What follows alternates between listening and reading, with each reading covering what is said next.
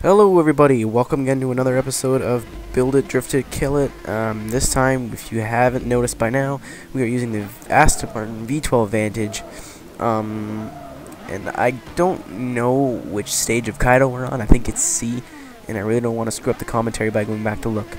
I have the race engine in this car, which is from a DBSR,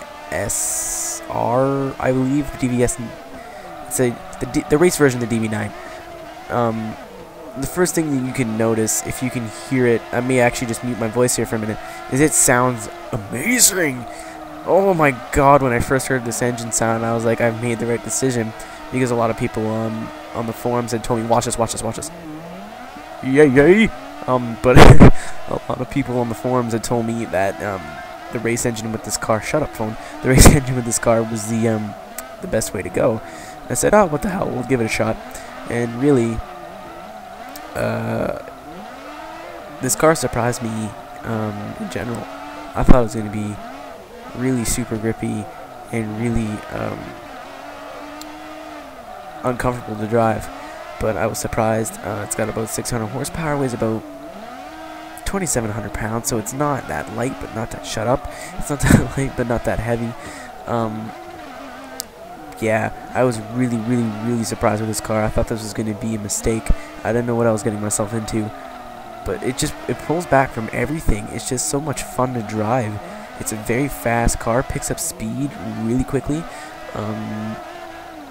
We're on Kaido here, so I don't really have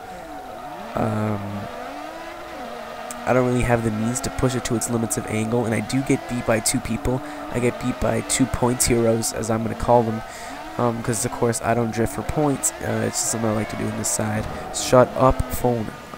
You're going over there. It's 1 in the morning. Who could be texting me 1 in the morning?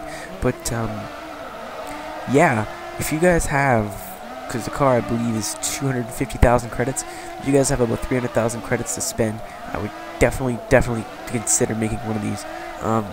The tune isn't really all that complicated. It's just one of my standard tunes, a little bit softer in the rear than usually. Like I said, I'm still surprised at how well this thing did. It's probably one of my favorite cars right now, especially on Kaido. Cars like this usually don't fare all that well, but yeah, this one surprised me, and I was really very impressed, and I'm going to be using this in a lot of lobbies. You know, aside from the fact that it's beautiful and it looks good, it does have a lot of good, it's a very balanced car, it handles really well in the slide. It's got a lot of power to get you sliding. Even in 4th gear, it's got a lot of, maybe you have to tweak the gear a little bit, but honestly, this is probably one of the best cars I've done for Build It, Drift It, Kill It so far. I've only done 3, but yeah, it was really effective. Not so much in the points, but I can already tell it's going to be a really fun, really good tandem battle drift car. So as we move on to the scores here, I'm going to give this car a, we'll call it an 8 on effectiveness. Yeah, we'll call it an 8, because it's not quite perfect, but it's pretty damn close. Fun factor, we're going to give it the same, an 8. So this car is going to total up to a 16 out of 20. Really fun car. Really go suggest making one if you're bored with Forza or haven't made one yet. As always, this is Aero HD. If you have suggestions for cars, leave them in the forum or the comment below. And I'll see you next time. Peace out.